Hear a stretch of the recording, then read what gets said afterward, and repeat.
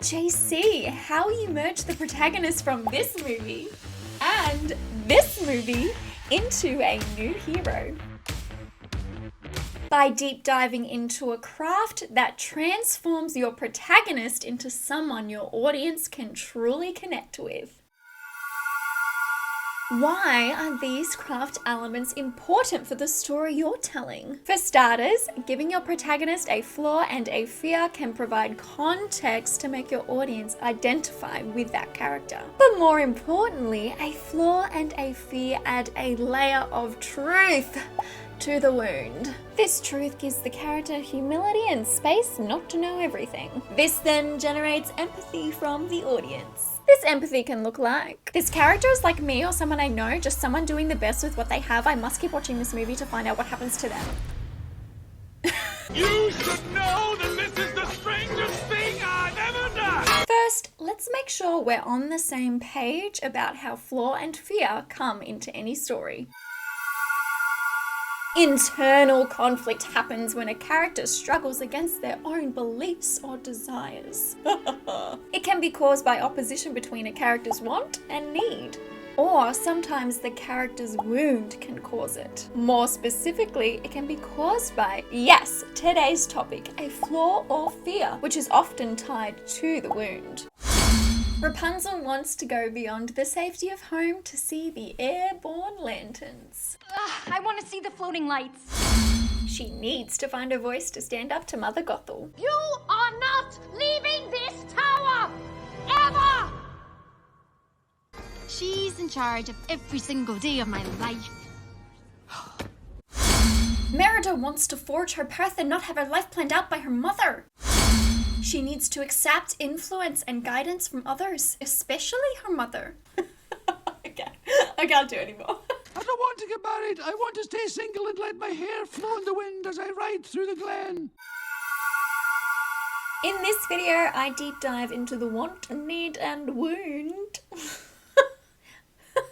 But for now, all you need to know about the wound is, it is an experience that has made the protagonist who they are. Merida's wound is tied to her pride, that she should be trusted to know what is best for herself.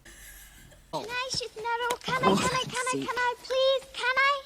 The opening gives us a glimpse at Merida's free-spirited behavior. It's not the worst accent I've ever heard. But in this scene, I don't think we see the birth of Merida's wound, but her mother's. Queen Eleanor is so afraid of losing her daughter that she becomes overly controlling. A princess is not a short hole. Which in turn creates Merida's wound. But it's my life. I'm just not ready. Rapunzel's wound is tied to insecurities about claiming a larger possibility for herself, which is seated in a moment we see on screen. You must stay here, where you're safe. Do you understand, Flower?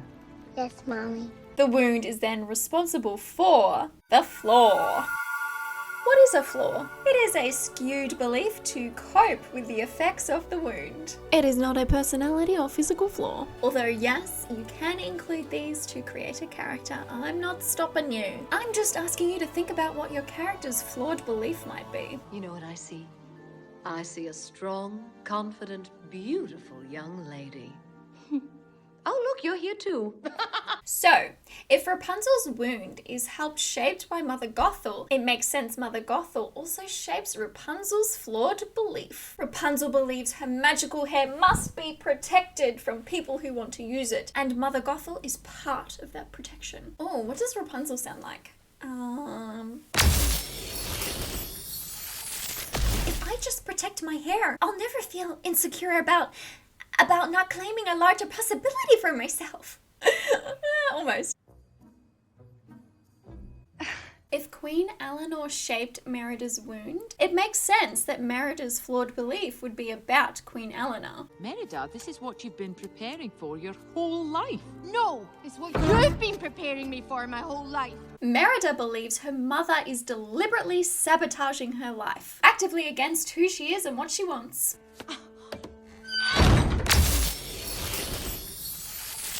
Everything wrong is my mother's fault. If I change her, I'll be free to do what I want. tip, the more warped you make this belief, the more interested audiences will be. And the more fun you can have with your character's internal conflict, the more contradictions and lies they find within their flawed belief. Do they hold on to their belief with a firmer grip, or do they try to find ways to justify or explain away the inconsistencies you, the writer, put in their path? I mean, Merida refuses to admit that she had any part to play in her mother becoming a bear. It's not my fault. I didn't ask her to change you into a bear. I just wanted her to change you. Is this mess their fault because of the flaw? Have they made things worse with this flaw? Rapunzel raises the story stakes when she demonstrates her magical powers to Flynn Rider. Change the fate's design. Somebody else now knows the magical secret. Please don't freak out. It is a moment of trust that comes back to haunt them. A crown for the girl with the magic hair.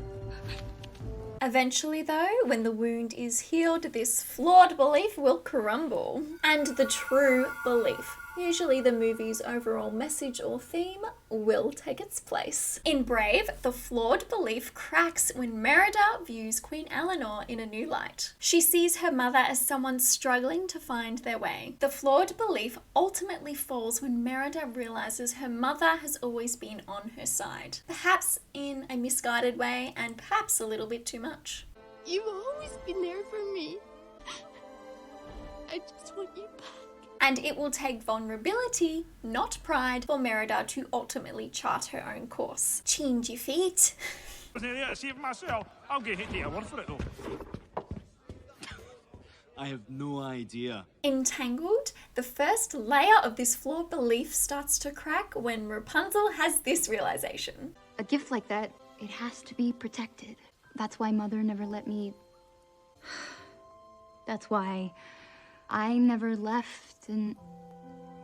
It completely falls away when she learns the truth about who she is. I've spent my entire life hiding from people who would use me for my power. Rapunzel, when I should have been hiding from you. And to seal the deal, the flawed belief is no longer necessary after this. For my MASH, I'm going to take inspiration from Rapunzel and Merida and have my new hero have a flawed belief like this.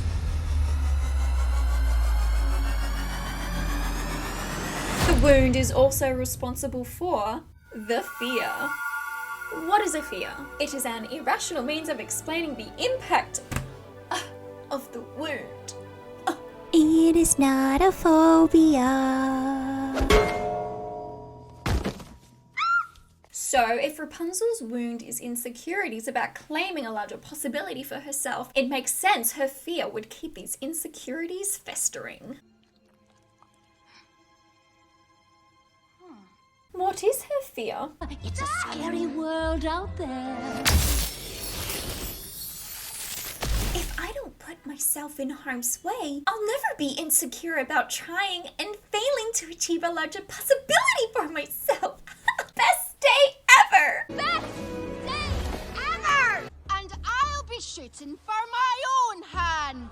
What are you doing? So if Merida's wound is pride, that she should be trusted to know what is best for herself, it makes sense that her fear would feed off this pride. Above all, a princess strives for, well, perfection. What is her fear? You walk around telling me what to do, what not to do, trying to make me be like you. That she will end up like her mother. I'd rather die than be like you. Merida fears the perfection Queen Eleanor projects, even if Merida's still somewhat in awe of it. If I don't become trapped by my mother and what she represents, I'll never lose who I am. Hot tip, don't be judgmental when writing your character's fears. Your example leads the audience. If you are open and curious, your audience will be too, creating that empathy and connection you want. So take some time to think about the most respectful way to reveal this fear. Unless, of course, for whatever reason, you want your audience to judge them over it. Either way, from here, you can figure out how far you can push your character before the fear destroys them or spurs them into action. How do they deal with their fear? How can the conflict challenge this? Rapunzel is overwhelmed by the characters in The Ugly Duckling, but when they try to take Flynn from her, she stands up to them, Put him down! appealing to them from a place of insecurity. I don't know where I am, and I need him to take me to see the lanterns because I've been dreaming about them my entire life. What a great way to grow character. Haven't any of you ever had a dream?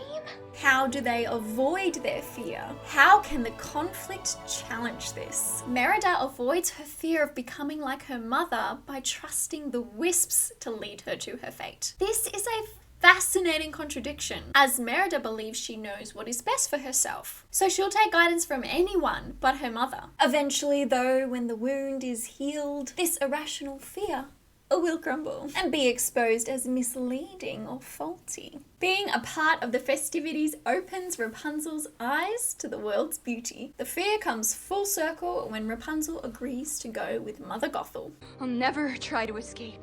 Just let me heal him, and you and I will be together. The action is saying, I will put myself in harm's way, knowing I will be forever insecure about failing to achieve a larger possibility for myself. It's powerful stuff. You were my new dream. And you are mine. Merida begins to break down her fear when she is forced into her mother's role of delivering a speech to the clans. She understands the good that can come from using one's privilege to make positive change. It was an alliance forged in bravery and friendship, and it lives to this day. But the fear completely dissipates when Merida protects her mother. Merida! I'll not let you kill my mother. This action is saying, if I don't protect my mother and what she represents, I'll lose who I am. Again, powerful stuff. This is all my fault. I did this to you. For my mash, I'm going to take inspiration from Rapunzel and Merida and have my new hero have an irrational fear like this.